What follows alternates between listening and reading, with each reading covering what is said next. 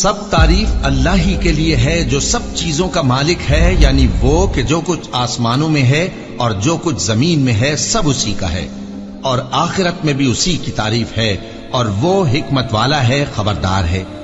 جو کچھ زمین میں داخل ہوتا ہے اور جو اس میں سے نکلتا ہے اور جو آسمان سے اترتا ہے اور جو اس پر چڑھتا ہے سب اس کو معلوم ہے، اور وہ مہربان ہے، بخشنے والا ہے۔ اور کافر کہتے ہیں کہ قیامت کی گھڑی ہم پر نہیں آئے گی۔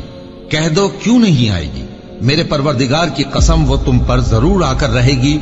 وہ پروردگار غیب کا جاننے والا ہے، ذرہ بھر چیز بھی اس سے پوشیدہ نہیں، نہ آسمانوں میں اور نہ زمین میں، اور کوئی چیز ذرے سے بھی چھوٹی یا بڑی نہیں مگر کتاب روشن میں لکھی ہوئی ہے، اس لیے کہ جو لوگ ایمان لائے اور عمل نیک کرتے رہے ان کو بدلہ دے۔ یہی ہیں جن کے لیے بخشش اور عزت کی روزی ہے، اور جنہوں نے ہماری آیتوں کے بارے میں ہمیں ہرانے کی کوشش کی ان کے لیے سخت درد دینے والے عذاب کی سزا ہے۔ اور جن لوگوں کو علم دیا گیا ہے وہ جانتے ہیں کہ جو قرآن تمہارے پروردگار کی طرف سے تم پر نازل ہوا ہے وہ یقیناً حق ہے، اور اس اللہ کا رستہ بتاتا ہے جو غالب ہے، قابل تعریف ہے۔ اور کافر کہتے ہیں کہ بھلا ہم تمہیں ایسا آدمی بتائیں جو تمہیں خبر دیتا ہے کہ جب تم مر کر بالکل ریزہ ریزہ ہو جاؤ گے تو تم نئے سرے سے پیدا ہوگے؟ یا تو اس نے اللہ پر جھوٹ باندھ لیا ہے یا اسے جنون ہے۔ بات یہ ہے کہ جو لوگ آخرت پر ایمان نہیں رکھتے وہ آفت اور پرلے درجے کی گمراہی میں پڑے ہیں۔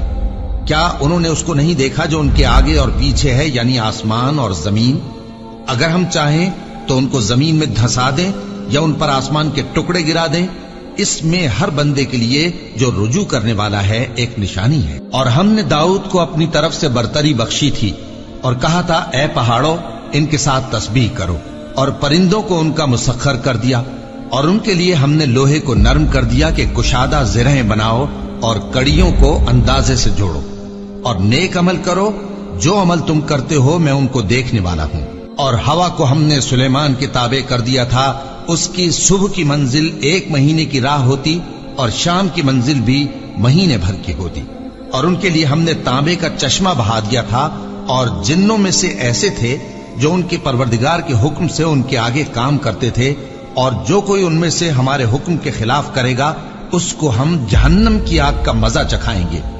وہ جو چاہتے یہ ان کے لیے بناتے، یعنی قلعے اور تصویریں اور بڑے بڑے لگن جیسے تالاب اور دیگیں جو ایک ہی جگہ رکھی رہیں۔ اے آل داؤد